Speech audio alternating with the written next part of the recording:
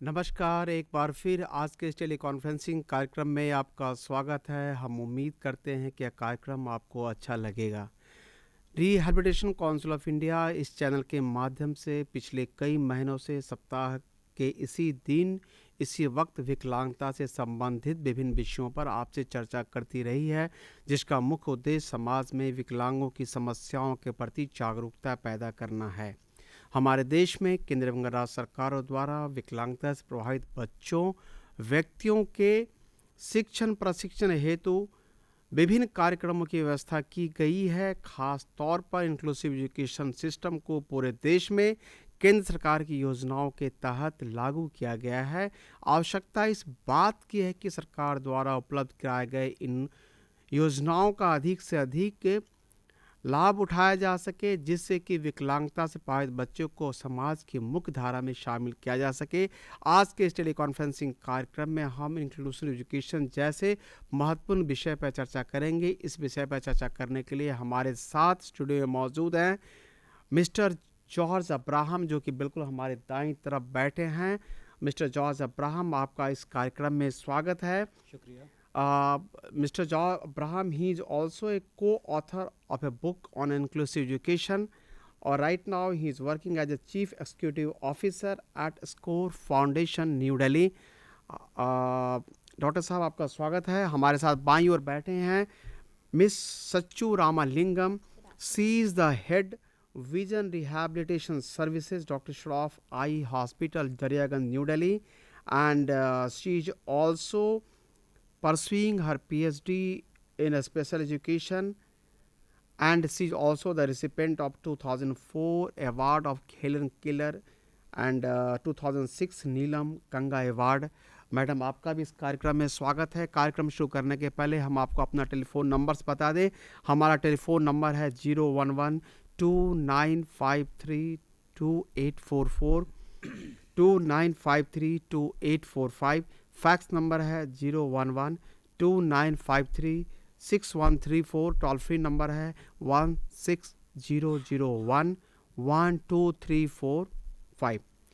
आप अपना सवाल इन टेलीफोन नंबर्स पर पूछ सकते हैं। अपना सवाल आप फैक्स भी कर सकते हैं। हम कोशिश करेंगे कि आपके सवालों का जवाब इंग्लिश या हिंदी भाषा में दे सकें। आपसे एक अनुरोध है कि कॉल करते समय आप अपने टीवी सेट के वॉल्यूम को लो पर रखें और आज के टॉपिक से संबंधित सवाल ही पूछें। कार्यक्रम की शुरुआत करते हुए हम मिस्टर जॉर्ज अब्राहम के पास चलते हैं। डॉक्टर जॉर्ज, आप हमारे दर्शकों को इंक्लूसिव एजुकेशन के बारे में, कंसेप्ट ऑफ इंक्लूसिव एजुकेशन के बारे में हमारे दर्शकों को जानकारी दें। मिस्टर जॉर्ज, प्लीज़, अगर आपके पास कोई वीडियो क्लिपिंग्स है, सीडी हैं, आप हमारी ऑडियंस को दिखा सकते हैं। Please doctor George Abraham, please.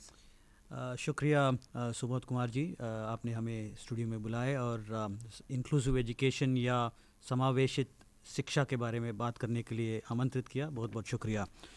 और हमारे दर्शकों को नमस्कार। समावेशित शिक्षा या इंक्लूसिव एजुकेशन जिसे हम कहते हैं, इसका अंडरस्टैंडिंग या परसेप्शन ये है कि एक एजुकेशन प्रणाली या शिक्षा प्रणाली जहाँ पर हमारे समाज के हर हिस्से से जो आने वाले बच्चे इस शिक्षा प्रणाली में अपने लिए एक जगह बनाए। हमें याद रखने के लिए हम एक छोटा सा वर्बल निमोनिक इस्तेमाल करना चाहेंगे, जिसे हम कहेंगे स्कोर विथ डी। जब हम इंक्लूसिव एजुकेशन के बारे में बात करेंगे, सबसे पहले हम कहेंगे एस, जो स्कोर का पहला SCORE, एस का पहला स्पेस फॉर ऑल, अर्थात हमारे शिक्षा प्रणाली में हर हिस्सा, समाज के हर हिस्से का से आने वाले बच्चों को इसमें जगह होना चाहिए। There must be space for every child coming from every section of our community. इसमें विकलांग लोग जो दृष्टिहीन हो या हियरिंग इम्पेयर्ड हो या ऑर्थोपेडिकली इम्पेयर्ड हो, इन सब के लिए जगह होना ज़रूरी है। तो जगह होना ज़रूरी है, इसका मतलब क्या है? When you talking about space for all in the schooling system और in the education system, we are talking about all these children should be able to come to school conveniently, which means we're talking about an accessible transport system, यानी कि यातायात का जो system है वो विकलांग लोगों के लिए बाधा रहित होना ज़रूरी है. जब स्कूल पहुंचते हैं तो स्कूल का जो बिल्डिंग है वो बाधा रहित होना ज़रूरी है. रैम्प्स यानी अगर व्हील चेयर पे हो या क्रचेस पे लोग हो, उनको आसानी से क्लास स्कूल के अंदर आने के लिए रैम्प्स हो या इजी स्लोप्स हो या स्टेप्स कम हो या स्टेप्स ना हो. टैक्टाइल पाथ्स हो जिससे दृष्टिहीन लोग भी अपने आप आसानी से स्कूल के अंदर बाहर हो सकते हैं. लाइटिंग अरेंजमेंट्स हो जो यूनिफॉर्म हो, जिससे ग्लेयर ना हो, यानी कि ज़्यादा रोशनी हो, जिससे उनसे जो कम देखने वाले लोग हो या अल्पदृष्टित वाले लोग हो उनको आसानी से इधर उधर जाने के लिए फैसिलिटी हो. क्लासरूम्स में भी सीटिंग अरेंजमेंट्स ऐसा हो, दरवाजे ऐसे हो कि व्हील चेयर्स अंदर आराम से चलें. संक्षेप में हमारे स्कूल जो है वो बाधा रहित हो जाए ताकि विकलांग लोग आसानी से अंदर बाहर जा सके इंडिपेंडेंटली, किसी के मदद के बिना लोग आसानी से अंदर बाहर हो सके. तो एक तो ये हो गया एक बाधा रहित एनवायरनमेंट स्कूल के अंदर. दूसरी बात, एक बड़ा बाधा जो हम लोग अक्सर विकलांग लोगों के सामने रखते हैं वो हमारे सोच है.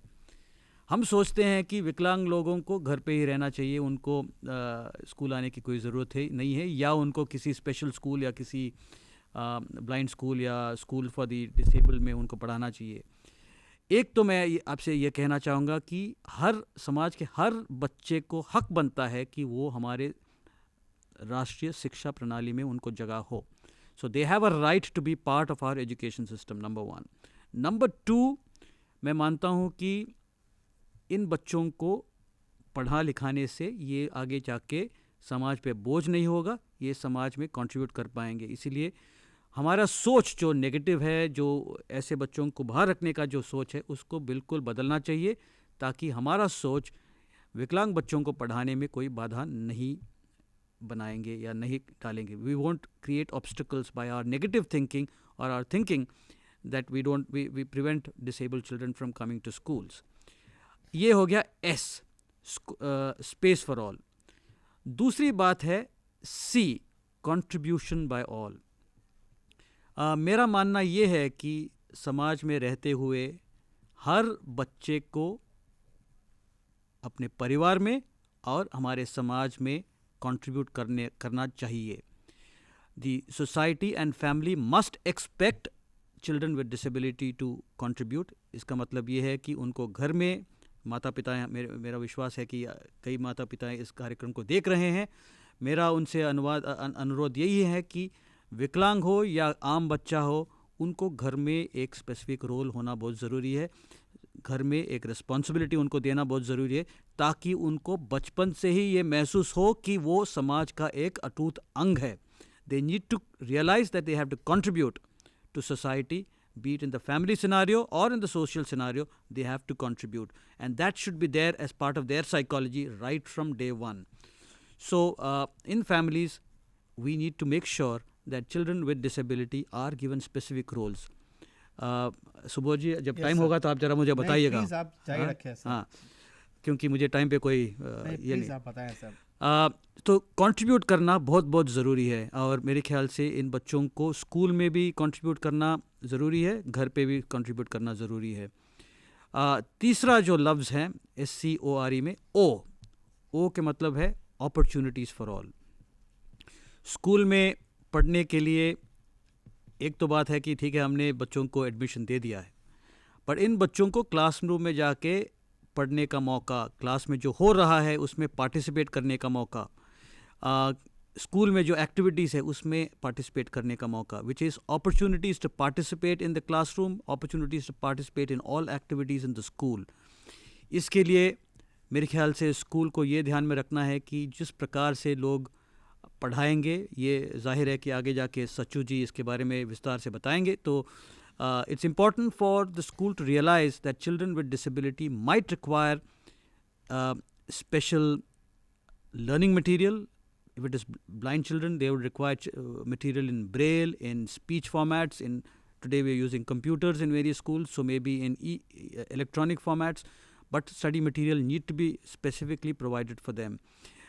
There needs to be provision for sign language or lip reading facilities need to be provided for children who can't hear.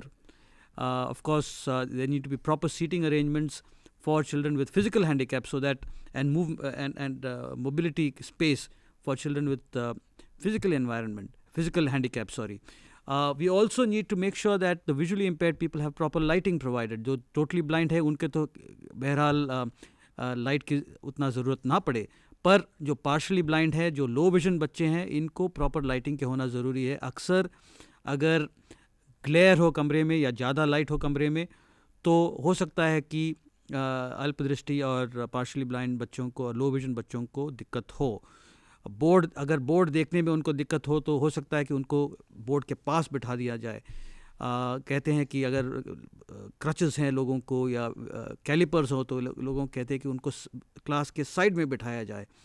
और जब टीचिंग करते हैं टीचर्स, तो उनको कहते हैं कि साफ बोले, क्लियरली बोले, और जितना जो बोर्ड पे लिखे वो भी वो बोले, ताकि और क्लास की ओर मुंह करके फेस करके हुए बोले, ताकि जो हियरिंग इम्पेयर्ड बच्चे हैं वो देख के लिप रीड करके समझ सकें कि क्या क्लास में हो रहा है. दृष्टिहीन बच्चों को पता चले कि वो सुन के पता चले कि क्या क्लास में सिखाया जा रहा है, बोर्ड पे क्या लिखाया गया है. और ज़्यादातर अगर डिस्कशन ओरिएंटेड हो, ताकि हर बच्चे को क्लास में पार्टिसिपेट करने का मौका मिले. So this opportunity to participate. Extra curricular activities में भी, जैसे डिबेट हो, ड्रामेटिक्स हो, डांस हो, म्यूज़िक हो, जो भी हो, आर्ट हो, इन सब में विकलांग बच्चों को भी हिस्सा लेने का मौका देना बहुत ज़रूरी है. क्योंकि मैं आपको बता दूं कि हर बच्चा, विकलांग हो या ना विकलांग हो, नॉन डिसेबल्ड हो, हर बच्चे में क्षमताएं हैं, टैलेंट है. और हमारे स्कूल का दायित्व बनता है कि हमारे शिक्षकों का दायित्व बनता है कि इन बच्चों का टैलेंट और क्षमताएं को उभारने और बाहर लाएं और उनको उभारें. Let them develop and grow. Because many of this, आप जानते होंगे कि हमारे देश में कई ऐसे महान व्यक्ति हैं जो डिसेबल्ड होने के बावजूद वो कई फील्ड्स में एक्सेल कर रहे हैं. जैसे कि आप रविंद्र जैन साहब को जानते हैं, जो हमारे फिल्म इंडस्ट्री में बड़ा नाम है, वो संगीतकार हैं. आप मिस्टर गुजराल हैं, सतीश गुजराल साहब, जो फेमस आर्किटेक्ट है, वो सुन नहीं सकते हैं और ठीक से बोल नहीं सकते हैं. तो विकलांग लोग जहाँ पर भी उनको मौका मिला है, उनको टैलेंट डेवलप करने का मौका मिला है, वो समाज में अपने लिए एक मुकाम बनाया है. तो मेरे ख्याल से हमारे बीच में जो शिक्षक गण हैं, उनको ये ज़रूरी देखना है कि बच्चों में जो टैलेंट है उसको ज़रूर डेवलप करने का मौका दिया जाए. So it's opportunities for all. इसके बाद हम आते हैं R, which is recognition of all. हमारे क्लासरूम में कई बच्चे हैं, आम क्लास में भी, जहाँ पर विकलांग बच्चे भी ना हो. इन क्लासेस में भी कुछ ऐसे बच्चे हैं जो आगे आते हैं, सारे मौके मिलते हैं, उनको शाबाशी मिलता है, उनका जो एबिलिटीज़ है उनको रिकग्नाइज़ किया जाता है. बट कई ऐसे बच्चे हैं, उनको लोग कहते हैं कि ये ज़्यादा बोलता नहीं है, इनको ज़्यादा, और उनको अलग रखा जाता है. तो मेरा कहना ये है कि क्लास में शिक्षकों को ज़रूर ध्यान दिया जाए कि हर बच्चे को रिकग्नाइज़ किया जाए. जो अच्छा करते हैं उनको शाबाशी देना बहुत ज़रूरी है. उनको आगे जाने का ज़रिया क्रिएट करना बहुत ज़रूरी है, ताकि उनका जो टैलेंट है उनको रिकग्नाइज़ किया जाए और वो टैलेंट के लिए स्कूल में पहचान दिया जाए. और आखिरी जो उसमें दिखा है, equality for all. Equality all यानी कि सब जो भी बच्चे हैं क्लास में, उनको समान अधिकार बनता है और समान अवसर मिलना बहुत ज़रूरी है. और सभी बच्चों को सामान्य रूप से ट्रीट करना चाहिए. हमें याद है कि 3-4 साल पहले हमारे पास एक पेरेंट आया था जिनका लड़का विजुअली इम्पेयर्ड था या दृष्टिहीन था, और स्कूल प्रिंसिपल कह रहे थे कि इस बच्चे को स्कूल से निकालना चाहिए क्योंकि ये क्लास में कुछ नहीं कर रहे हैं. तो इन पेरेंट ने मुझसे कहा कि आप आइए हमारे साथ स्कूल में और प्रिंसिपल और टीचर से बात कीजिए. तो जब हम गए स्कूल, तो टीचर्स ने मुझसे कहा कि ये बच्चा कुछ क्लास में जो हम कहते हैं वो करते नहीं है, और जो भी करते हैं वो गलत करते हैं और धीरे धीरे करते हैं, और अक्सर वो बाकी बच्चों को डिस्ट्रैक्ट करते हैं. तो मैंने कहा कि जब ये बच्चा अपना काम नहीं करते हैं या धीरे करते हैं, तो आप क्या करते हैं? तो उन्होंने कहा हम क्या कर सकते हैं, दृष्टिहीन हैं, अल्प दृष्टि वाले बच्चे हैं, इनका हम क्या कर सकते हैं? तो मैंने कहा कि अगर कोई दूसरा बच्चा क्लास में अगर उनका काम नहीं करते तो उनसे क्या, उनके प्रति आपका रवैया क्या है? तो उन्होंने कहा कि हम उन्हें पनिश करते हैं, उनको दंड देते हैं ताकि वो अपना काम करें। तो मैंने बोला यहाँ पर आप लोग पहला गलती कर रहे हैं। किसी भी बच्चा हो, कोई भी बच्चा हो, उनको अगर वो काम नहीं करते हैं क्लास में तो उनको दंड देना बहुत ज़रूरी है। उनको बता देना चाहिए, in no uncertain term the child should be told that he has to perform.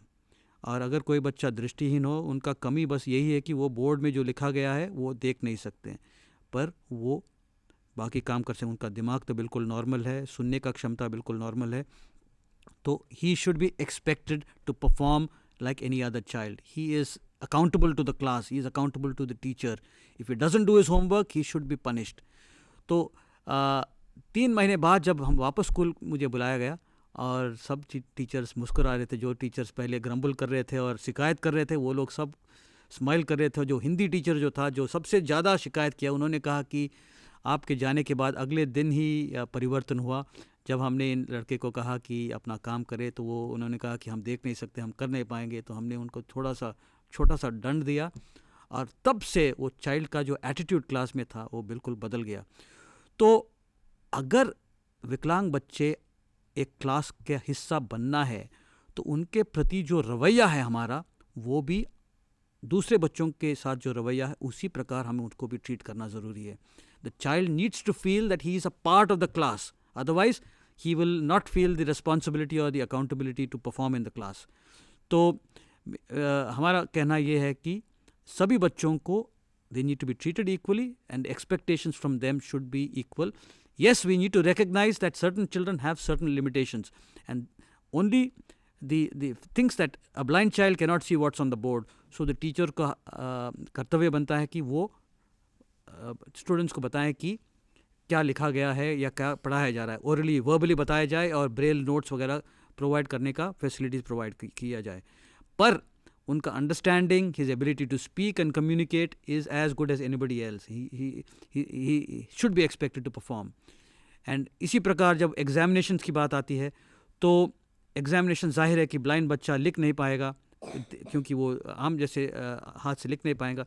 तो आज की तारीख में कुछ बोर्ड्स ऐसे हैं जैसे कि CBSE बोर्ड है और कुछ और बोर्ड्स हैं जहाँ पर उन्होंने कंप्यूटर इस्तेमाल करने का प्रावधान किया गया है। नहीं तो उनको प्रॉपर राइटर का प्रोविज़न देना ज़रूरी है, एक्स्ट्रा टाइम का प्रोविज़न देना ज़रूरी है, ताकि वो भी without any unfair disadvantage exam लिख सकते हैं। और ये सब जो स्कोर जो मैंने कहा, space for all, contribution for all, opportunities for all, recognition by all, equality for all, ये सब should be done with dignity. मतलब it has to be done with ये बच्चे का आत्मसम्मान बरकरार रखते हुए। कई साल पहले किसी ने मुझसे कहा कि ये रैम शैम की क्या ज़रूरत है, हम लोग तगड़े लोग हैं, स्कूल में काम करते हैं, हम लोग बच्चों को उठा के अंदर ले जा सकते हैं। हाँ, हमारा जो मकसद है बच्चों को एक जगह से दूसरा जगह तक पहुंचाना नहीं है। हमारा मकसद है कि बच्चों को एक जगह से दूसरे जगह तक पहुंचाना है आत्मसम्मान के साथ, बिना आत्मसम्मान को ठेस पहुंचाए। इसीलिए हम कह रहे हैं कि बच्चों को शुरू से ही इंडिपेंडेंट होना बहुत ज़रूरी है और आत्मविश्वास और आत्मसम्मान के साथ वो एक जगह से दूसरी जगह जाए, लाइब्रेरी हो या बाथरूम हो, जहाँ कहीं भी हो, उनको आत्मसम्मान और स्वयं स्वतंत्रता पूर्वक जाने का मौका दिया जाए। तो ये हो गया आपका समावेशिक शिक्षा। now इसका हम समावेशिक शिक्षा क्यों चाहते हैं, इससे किन को भलाई होता है? और मेरा दावा ये है कि इंक्लूसिव एजुकेशन का फ़ायदा सिर्फ विकलांग बच्चों के लिए नहीं है, सभी बच्चों के लिए है और हमारे भारत सरकार और हमारे देश के लिए भी काफ़ी लाभदायक है। और क्यों? क्योंकि एक तो बात यह है कि जब विकलांग बच्चे हैं और उनको हम स्पेशल स्कूल्स में पढ़ाते हैं तो 15 साल 17 साल के बाद वो स्कूल से पास आउट होकर कॉलेज में आते हैं और कॉलेज के बाद वो मेन स्ट्रीम में आते हैं।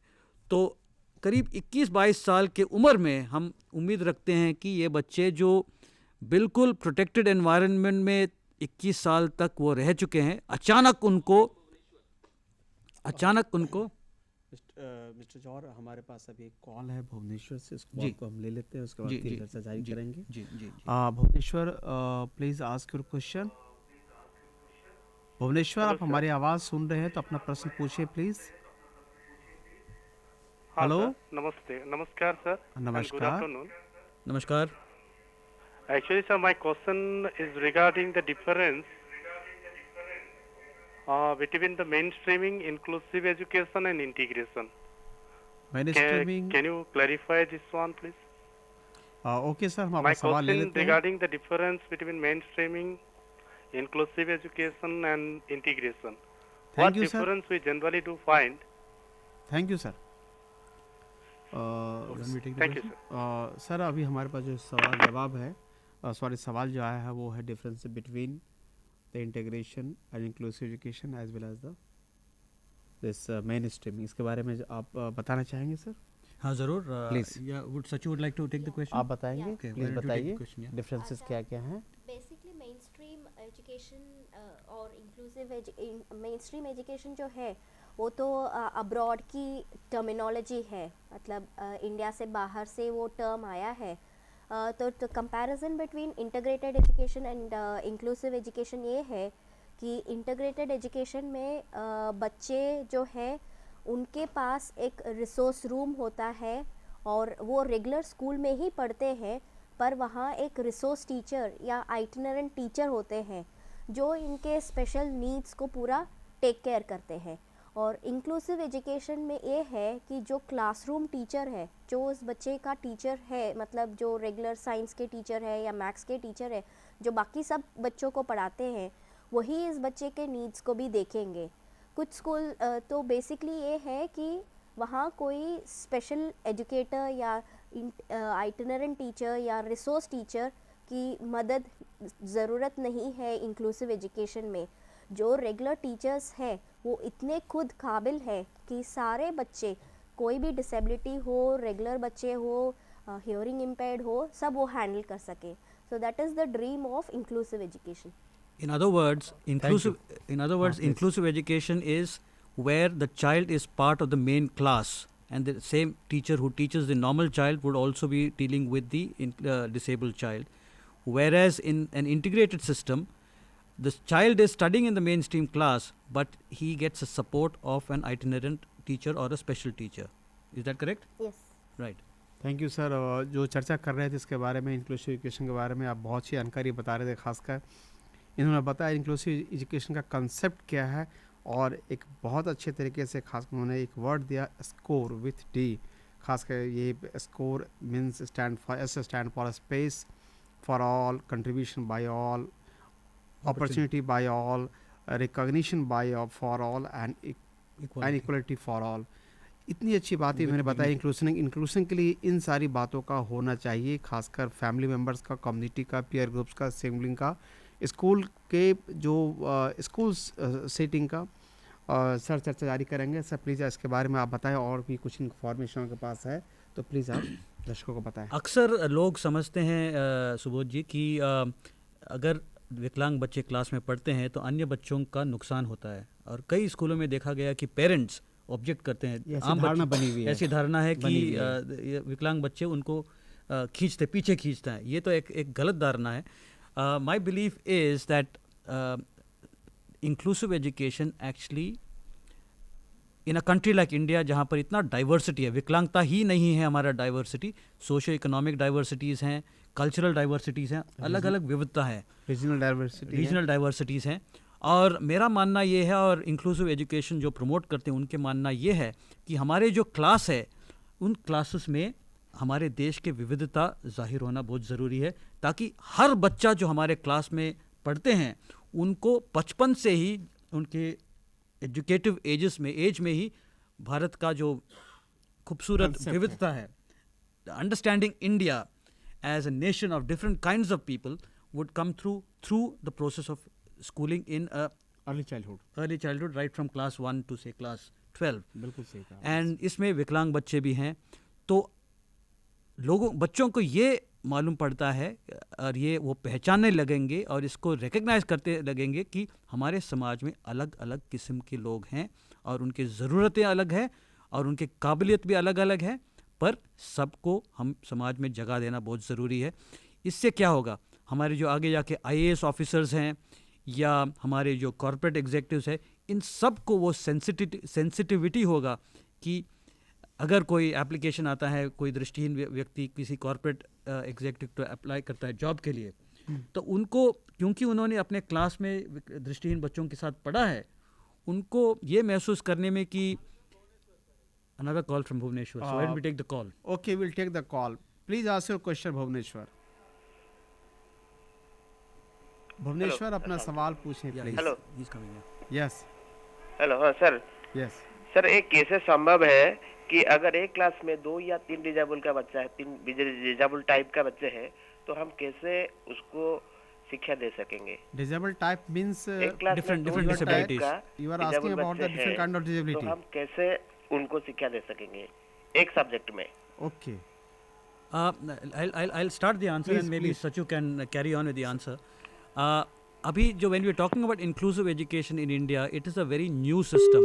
Our teachers training programs and various training programs, B.Ed programs, at the moment are not equipped fully to prepare teachers to teach children with different disabilities. So that is why, to begin with, it seems very difficult for us to perceive a situation जहाँ पर class में एक दृष्टिहीन बच्चा है, एक hearing impaired बच्चा है और एक फिजिकली हैंडीकैप्ड बच्चा है और आम बच्चे हैं, तो इनको साथ साथ कैसे पढ़ाया जाए.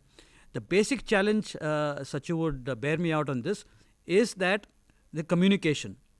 एंड अगर टीचर को प्रॉपरली ट्रेन किया जाए कि किस प्रकार से हम हर ऑडियंस में, क्लास में जो बैठे हर बच्चे के साथ कैसे हम कम्युनिकेट कर सकते हैं, our problem is solved.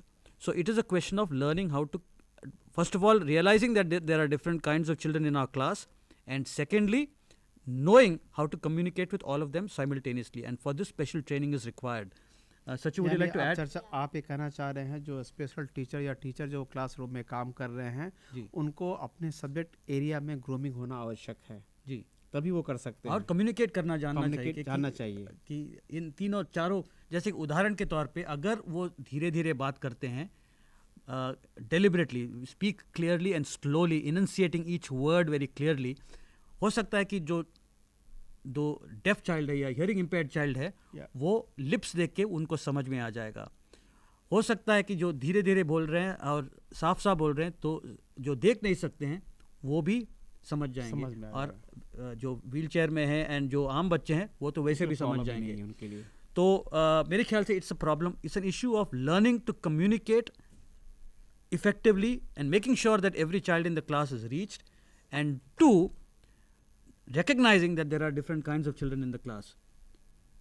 Sachu, would you like to add to this? आप बताना चाहें कुछ?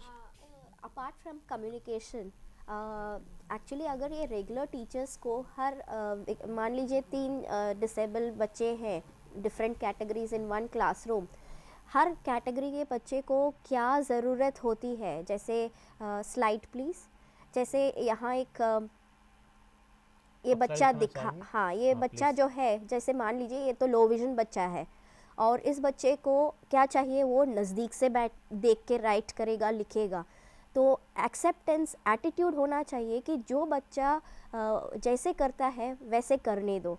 और अगर कोई लो विजन बच्चा है तो उसको क्या चाहिए, इस बच्चे को अच्छे रोशनी चाहिए तो उस जगह पे बिठाना चाहिए जहाँ अच्छी रोशनी है, और इस बच्चे को बोर्ड के पास बिठाना चाहिए जैसे उसको बोर्ड दिखे.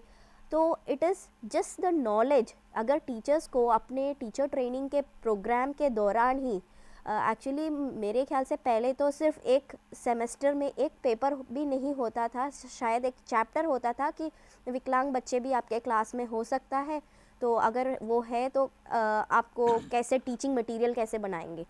हर डिसेबल बच्चे को सिर्फ टीचिंग मटेरियल बनाने से काम नहीं चलेगा. हर डिसेबल बच्चे को जो वेरियस कैटेगरीज है उनकी आवश्यकता क्या है वो देखना है. सचू जी, हमारे पास फिर से एक कॉल भुवनेश्वर से आया है, हम ये कॉल भी ले लेते हैं. भुवनेश्वर, आप अपना सवाल पूछें. Actually, sir, यस बताइए. you are talking about the integration education in a particular school. Now you are telling that we can teach the child of visually impaired and hearing impaired every all disabilities in one roof, Once under one roof. My question is how can we teach along with all these disability? How can we teach an MR children, mentally retarded child, in a particular class with all sorts of normal children? Yeah. Okay sir, इसके बारे में I बताना think it चाहेंगे आप? needs Zarur, more. zarur. Yeah, that's a very good question from Bhubaneswar. I'd just like to say that inclusive education, number one, cannot happen overnight.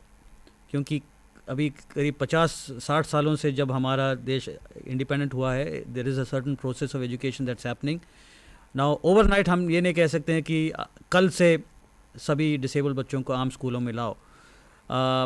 और आपका जो भय है या एप्रीहेंशन है अबाउट मेंटली रिटार्डेड और mentally challenge children, it's very well founded because उनका understanding levels are very meaning first of all intellectual challenge is in varying degrees. There are slow learners, there are mild disabled, moderate and severe.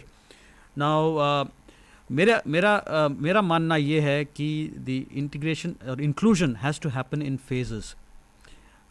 Phase 1 में children with vision impairment, hearing impairment and physical disabilities can very easily be integrated, and even slow learners can be integrated.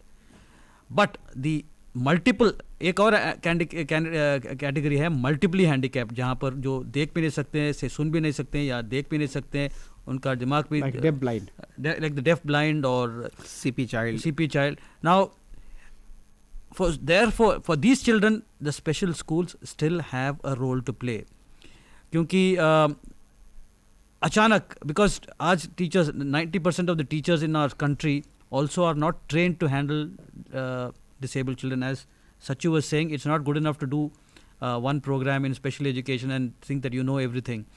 Our psychology itself, our thinking itself today in our country is exclusive.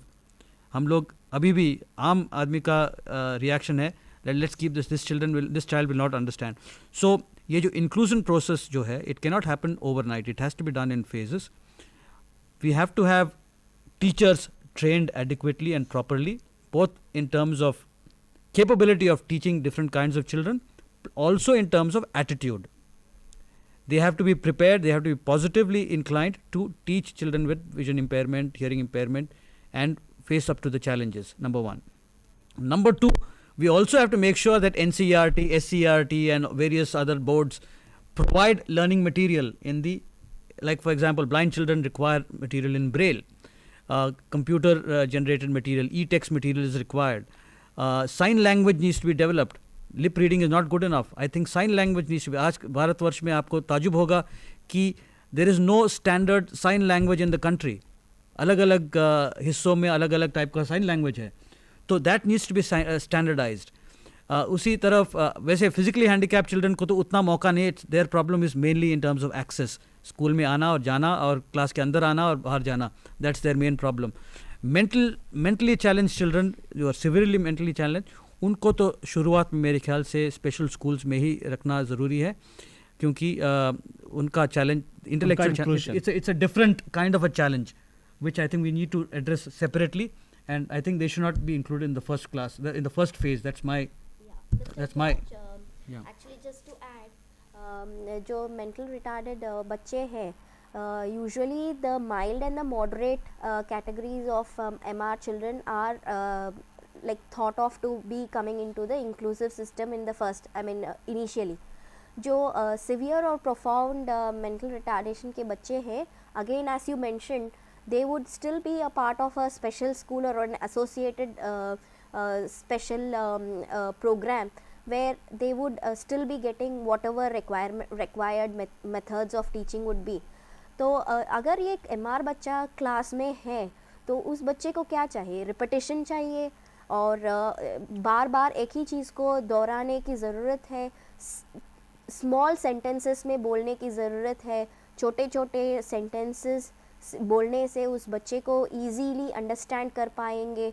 और flexibility in the system of education, जो subject एक बच्चा कर नहीं पाएगा, अगर वो बच्चे को उस सब्जेक्ट को छोड़ के कोई और सब्जेक्ट चूज़ करने की ऑप्शन होना चाहिए. तो दिस इफ़ फ्लेक्सिबिलिटी आ जाएगी हमारे एजुकेशन सिस्टम में, even a mentally retarded child can very easily be included into a regular school or an inclusive education. In fact, I think the process is that from special school to integration to inclusion. So there would be certain children who would be integrated, and I think the children you are talking about, the moderately and the profoundly disabled And the severe children, and the multiply disabled children, I think can be integrated. That means they are partially included, and partly their special needs need to be met. So I guess it's a process of some children are in the integration stage, some children are included fully, and some children are in special schools. I would also like to share with our audience, Subodh ji, the HRD minister Sri Arjun Singh ji had in Parliament in March announced that he is going to make sure that by 2020 education will be totally inclusive. Now 2020 is about 15 years away, it's about 15 साल दूर है, और इसका वजह ये है कि inclusion की तरफ काफ़ी कुछ काम करना चाहिए in terms of infrastructure development, in terms of teacher training, in terms of learning material, in terms of curriculum, in terms of architectural designs. There's a lot of work that needs to be done, and उसके लिए वक्त लगेगा. और जैसे भुवनेश्वर से हमारा दोस्त ने अभी कहा, if you try and imagine a classroom with different kinds of children today, it's a little difficult for us to understand ये inclusion कैसे होगा. But इसके लिए वक्त लगेगा. काफ़ी ऐसे प्रावधान है, अभी उसको जगह पे लाना बहुत ज़रूरी है. Teachers have to be trained with the right attitude and the right skills. That's the first thing. जैसा कि उन्होंने बताया जी, भुवनेश्वर से जो हमारे पास कॉल थे, जो बता रहे थे डिफरेंट डिजेबल्ड बच्चों को एक ही सिचुएशन, क्लासरूम सिचुएशन में किस प्रकार का एजुकेशन, कैसे मैनेजमेंट की बात कर रहे थे, कैसे किया जा सकता है, इसके बारे में हम सचो जी से रिक्वेस्ट करेंगे, अगर आपके पास में कुछ ऐसे हैं, कुछ स्लाइड्स या वीडियो क्लिप्स इसमें आप दिखा सकते हैं, जो इस प्रकार टीचर्स को खासकर ट्रेनिंग कैसे दी जा सकती है to teach in a general classroom with the general classrooms to work with the different children with a different disability. इसके बारे में कुछ स्लाइड्स वगैरह हैं तो आप दिखा सकते हैं madam. Do you have any slides? Yeah, I can just share with you the implications of अगर कोई बच्चा इंक्लूसिव एजुकेशन में टीचर के पास आ गए हैं तो उस टीचर को क्या करना चाहिए. उस टीचर को बेसिकली ये सोचना चाहिए कि ये भी मेरे आम बच्चे के तरह ये बच्चा है, तो उसके स्ट्रेंथ्स को देखना चाहिए, उसको लेबल नहीं करना चाहिए, और उसको भी एक अपॉर्चुनिटी देना चाहिए उसके स्किल्स को एक्सपोज करने के लिए, उसके जो रिस्पॉन्सिबिलिटीज़ देना चाहिए उस बच्चे को. क्लास की मॉनिटर उसको बना सकते हैं, अगर किसी चीज़ में पार्टिसिपेट कर सकते हैं, अपने स्किल्स टैलेंट्स को बाहर लाने के लिए वो भी देना चाहिए. एंड ये भी कह सकते हैं कि वो रेगुलर टीचर हमेशा सोचते हैं कि कोई बच्चे को जो डिसेबिलिटी है तो वो एक्सेल करेंगे अपने एजुकेशन में. ये ज़रूरत नहीं है कि सारे बच्चे एक्सेल करेंगे. Like a child with disability has to be always at the top. ज़रूरत नहीं है. कोई बच्चे बहुत अच्छे पढ़ सकते हैं, कोई बच्चे एवरेज चाइल्ड हो सकता है, कोई बच्चे बाकी बच्चों की तरह फेल भी हो सकता है. तो बेसिकली डाइवर्सिटी अगर कोई क्लास में है उसको एक्सेप्ट करना चाहिए, पॉजिटिव चीज़ों को फोकस करना चाहिए, और इक्वली जैसे बाकी बच्चों को ट्रीट करते हैं वैसे ही करना चाहिए. और जैसे मान लीजिए कोई विजुअली इम्पेयर्ड बच्चा है तो उसको उस क्लास में कंप्यूटर्स दे सकते हैं. जैसे मैं अभी दिखाऊंगी एक बच्चा, स्लाइड प्लीज़. ये DPS में पढ़ रहे हैं, DPS रोहिणी में हमने इंक्लूड किया है. वहाँ के टीचर्स को उतना ज्ञान नहीं था कि इस बच्चे को हम कैसे सिखाएंगे. हमने उनको, इस बच्चे को इतना ट्रेन कर दिया कि वो अपने सारे टेक्स्ट बुक जो है वो स्कैन करके कंप्यूटर में पढ़े, अपने होमवर्क कंप्यूटर में करे. जैसे क्लास में सारे बच्चे एक्टिविटीज़ कर रहे हैं, कुछ असाइनमेंट लिखना है, कुछ क्वेश्चन आंसर्स लिखना है, एस्से लिखना है, तो ये कंप्यूटर है उस क्लास में होगा. जैसे बाकी बच्चे लिख रहे हैं ये बच्चे कंप्यूटर पे करेगा. और ऐसे मतलब इनोवेटिव थिंकिंग को अपना यूज़ करें. अपने दिल से सोच के अगर कोई भी टीचर काम करेंगे उसी से सारा सॉल्यूशन आ जाता है. Put one self into the other shoe, so that should be more than enough kind. तो ट्रेनिंग में मैं ये सोच रही थी कि बीएड के कोर्स में it has to be 1 semester में, it is not like all disability को जस्ट टच कर करके जाने से कुछ नहीं होगा। हर डिसेबिलिटी के नीड्स को इंटेंसिवली अगर बीएड के कोर्स में ही एक सेमेस्टर सिर्फ स्पेशल एजुकेशन के लिए अगर कवर हो जाए और उसको डिटेल में एक सेमेस्टर में बीएड में हो जाएगी, तो सारे टीचर्स जो अपॉइंट होंगे by the government of India या कोई भी प्राइवेट स्कूल्स में, वो तो बीएड एमएड वाले टीचर्स को ही लेने हैं। तो दिस इज़ द क्रक्स कि ट्रेनिंग सरफेस लेवल पे ना हो, master of all trades jack of none बनेंगे तो कोई फ़ायदा नहीं है। तो हमारे ट्रेनिंग प्रोग्राम जो है एनसीईआरटी या इग्नू के ट्रेनिंग प्रोग्राम है, सब में ये फोकस होना चाहिए कि जो भी कर रहे हैं इन डेप्थ करें और पूरा ज्ञान दे दें टीचर्स को, ताकि वो कोई भी सिचुएशन को हैंडल करें। दूसरी ये बात, टीचर्स को अपना एटीट्यूड ही सोच लेना चाहिए कि हमें अपना एटीट्यूड जिस वक्त ठीक होगा तो सारे प्रॉब्लम्स अपने आप सॉल्व हो जाएंगे। Also teachers have a big complaint कि हमारे क्लास के बाकी पेरेंट्स कंप्लेन करते हैं कि हमारे बच्चों के साथ आपने एक विकलांग बच्चे को क्यों बिठाए हैं, हमारे बच्चे उसको इमिटेट कर रहा है, उसको कॉपी करके घर में आके ये एक्शंस कर रहे हैं, वो एक्शंस कर रहे हैं। तो if the teacher is very firm and says that नहीं, that child also has an equal opportunity and is got the right to be here, then it is all what the teacher leadership role जो लेते हैं, that is what reflects in other parents and other students also। जैसे मैं बात कर रही थी higher education में भी इंक्लूजन सिर्फ हायर एजुकेशन में नहीं होता है, मतलब सिर्फ प्राइमरी एजुकेशन या सेकेंडरी एजुकेशन से रुकता नहीं है। इस स्लाइड प्लीज़, ये हायर एजुकेशन में भी आना चाहिए। बहुत दुख की बात है कि आज के तारीख में सिर्फ 2% of the children are able to reach higher education and are able to access higher education. तो सेम जैसे ये लड़का जो है ये बीए कर रहा है, ऐसे बहुत सारे बच्चे जो हैं हायर एजुकेशन में हैं, but if you see they are only orthopaedically impaired बच्चे या विजुअली इम्पेयर्ड बच्चे जो हैं वो मैनेज कर लेते हैं अपने हायर एजुकेशन में पहुंचने के लिए।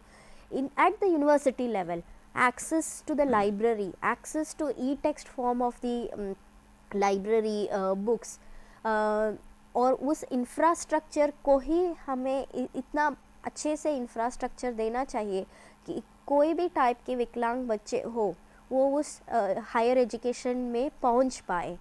एंड जैसे मैं बात कर रही थी, जैसे सुबोध जी कह रहे थे कि गवर्नमेंट ऑफ इंडिया ने बहुत कुछ किया है, स्लाइड प्लीज़। मैं ये कहना चाहती हूँ कि हमारे India is a signatory to this Biwako framework of access for all and right based education for all. तो ये जैसे कोई मतलब it is a India is सोचिए जी, हमारे पास फिर से एक कॉल भुवनेश्वर से है, अगर आप परमिट करो तो कॉल ले लें हम अभी। हाँ ठीक है। Bhubaneswar, please ask your question. Hello, yes please. Madam अब जी जो बोले हैं कि आप अपना नाम बताएं कि क्या, आप अपना नाम बताएं प्लीज। डिजेबल बच्चे को देख के हमारा बच्चा कुछ इमिटेट करता सीख रहा है, प्रॉब्लम बिहेवियर उसका कुछ इंक्रीज हो रहा है जी। हाँ, आप स्पेशल स्कूल में भी हम लोग ये प्रॉब्लम फेस कर रहे हैं। आपका नाम क्या है madam? Prabhati.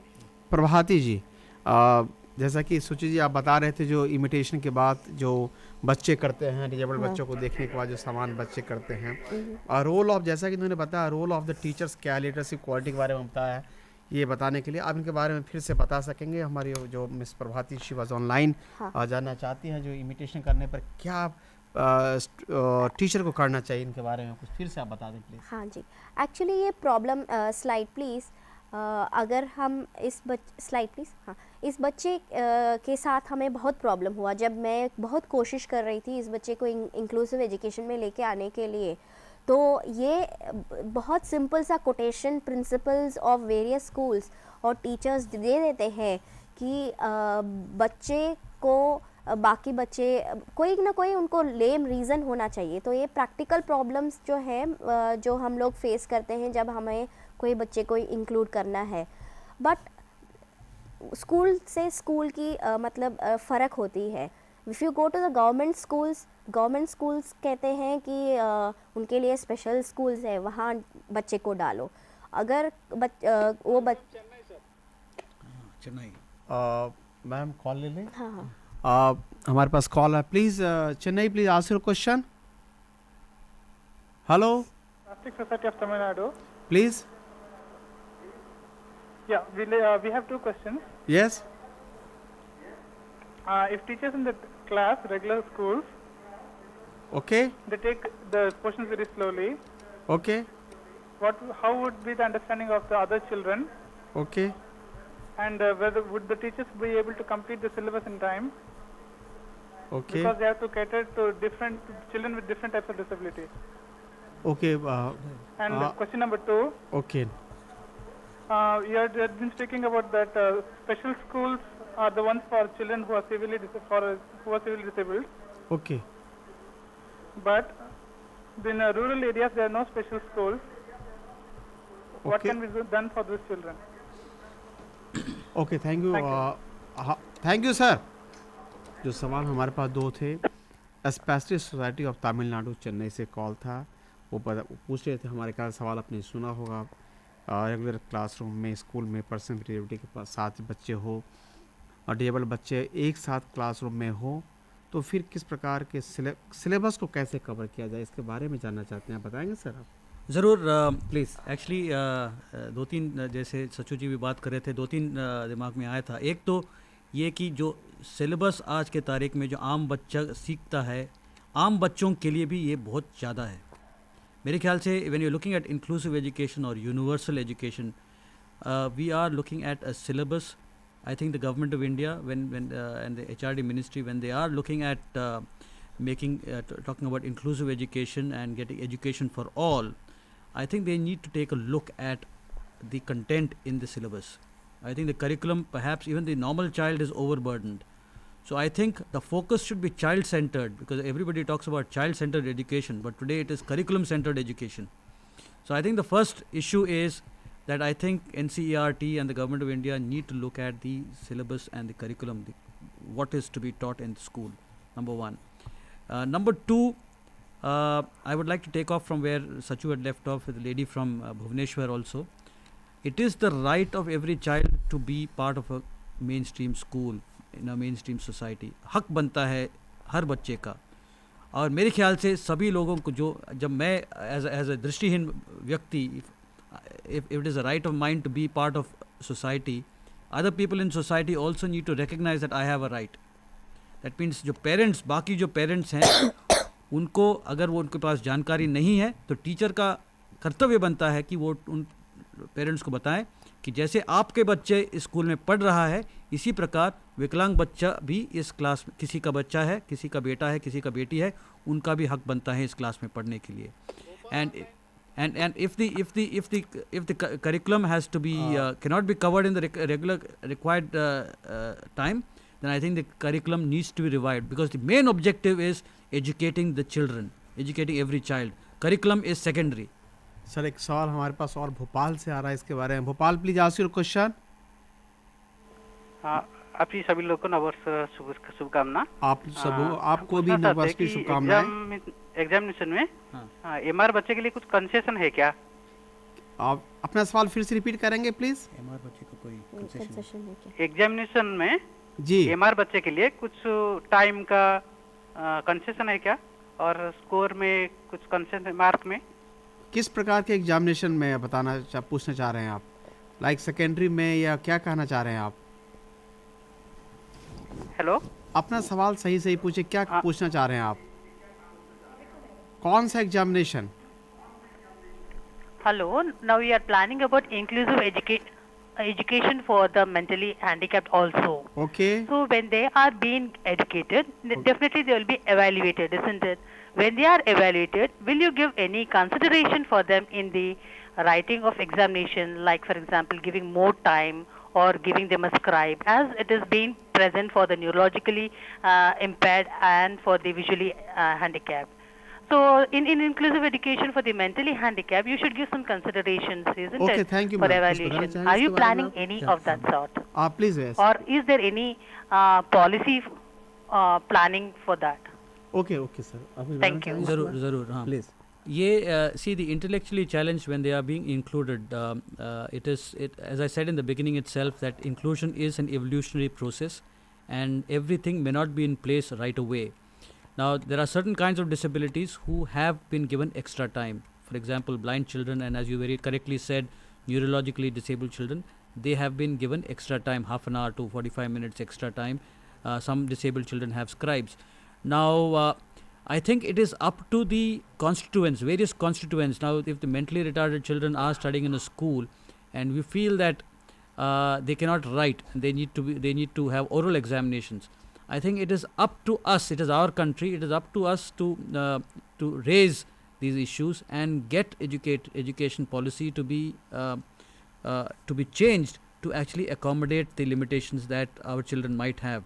At the end of the day, we want to evaluate the child. We're not trying to prove to the child that he can't write. We would like to know what the child knows, what his competencies are, and therefore we need to evolve a system. And I think the best people to actually suggest to the government what kind of evaluation systems that can be done are the children, are the teachers and the parents of children with mental retardation.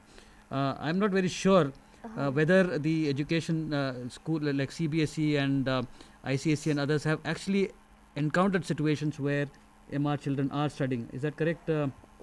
Actually, Surachi? as of now, the law of the country is the Persons with Disability Act. तो जिसमें 7 categories of disabilities have been defined, but for the mentally retarded children as of now, there is no policy to give them any extra time or extra writer or any such things. Written policy अभी नहीं है. तो I think it is high time when इस 2006 में the Minister for Human Resource and Human Resource Development is going to come out with inclusive education policy, inclusion of all children with disabilities का policy, new policy announce करने वाले हैं. तो I think it is the responsibility of us all to lobby together and also see to that what the needs of the mentally retarded child has to be for any examination or how they have to be evaluated. It is not necessary that the evaluation method of a mentally retarded child should be a written examination as it is for other children. So जो experts हैं इस field में, I think it is high time that they should lobby and bring in a policy. As of now इनके लिए कोई provisions नहीं है हमारे country में. Yeah, I would suggest that you write. Experts need to connect with the Ministry of HRD, also connect with the Office of the Chief Commissioner Persons with Disability, and try and put the course, put these thoughts in the mind, in the ear of people who actually take decisions vis-a-vis policy. Even RCI can be informed about this. Similarly, even for children with dyslexia Yeah. or children with writing problems, उनके लिए भी कोई provision नहीं है. अभी परसों एक patient आए थे मेरे पास जो dyslexic है, पर हमेशा ये he's so good orally बहुत अच्छे से बोल सकते हैं, पर उसी जब लिखने के आते हैं प्रॉब्लम है. सिमिलरली चेन्नई में भी ये प्रॉब्लम एक बच्चे के साथ था जो इनफैक्ट इग्नू के स्टूडेंट था, उसको एग्जामिनेशन देना था बट पॉलिसी इतना स्ट्रिक्ट था कि उस बच्चे को राइटर नहीं दिया जाता है. तो all these have to be, क्योंकि ये बाकी द लॉबी ग्रुप और the advocacy group for visual impairment, for cerebral palsy, for autism, for hearing impairment and all is very strong. But I have a perception that ये बाकी disabilities का special needs जो है उसका lobbying भी उतना ज़्यादा ज़ोर पकड़नी होगी जितना ये बाकी disabilities की है. You know, one secret. Thank you madam. हमारे पास समय बिल्कुल ख़त्म हो रहा है सर. जॉर्ज साहब, हम ये दर्शकों को बता देना चाहते हैं जो भी आज हमारे पास जो टेली कॉन्फ्रेंसिंग कार्यक्रम हुआ, it was a informative, very informative to us, for others also. हम ये भी बता देना चाहते हैं हमारा जो नेक्स्ट प्रोग्राम होगा जो अगले वेडनेसडे को होगा वो भी इंक्लूसिव एजुकेशन पे ही टॉपिक है और इस पर फिर हमारे साथ जो दो पैनल में होंगे दूसरे इमिनेंट स्कॉलर को एक्सपर्ट्स को जो हम इनवाइट करेंगे। आप अपना सवाल उनसे फिर पूछ सकते हैं, इंटरेक्शन कर सकते हैं। अगर और अधिक जानकारी चाहिए इस संदर्भ में इंक्लूसिव एजुकेशन के बारे में और गवर्नमेंट की पॉलिसीज़ के बारे में तो इसके बारे में आप भारतीय पुनर्वास परिषद rehabilitation council of India B22 Qutub institutional area new Delhi 16 को लिख सकते हैं। हमारा ईमेल आईडी है rehabstd@ndc.vsnl.net.in. डॉक्टर जॉर्ज, आप हमारे साथ आए, कार्यक्रम में भाग लिया, इसके लिए आपको धन्यवाद। शुक्रिया। सच्चू जी, आप भी हमारे साथ आए, दर्शकों को जानकारी दी, पार्टिसिपेट किया, इसके लिए आपको भी धन्यवाद। हम अपने दर्शकों को भी धन्यवाद देना चाहेंगे जिन्होंने इस कार्यक्रम में पार्टिसिपेट किया। Thanks to all of you. Thanks. And wish them all a happy new year. And wish you to all of you a very, very happy new year. Thank you.